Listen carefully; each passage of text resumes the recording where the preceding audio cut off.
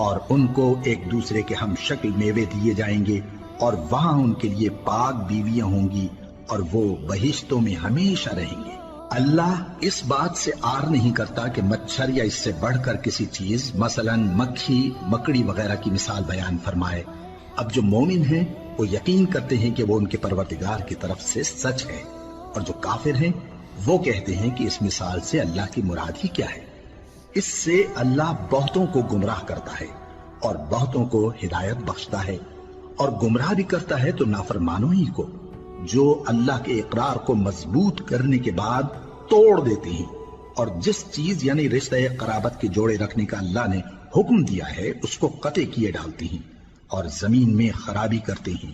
یہی لوگ نقصان اٹھانے والے ہیں۔ کافرو، تم اللہ سے کیوں کر منکر ہو سکتے ہو؟ جس حال میں کہ تم بے جان تھے تو اس نے تم کو جان بخشی، پھر وہی تم کو مارتا ہے، پھر وہی تم کو زندہ کرے گا۔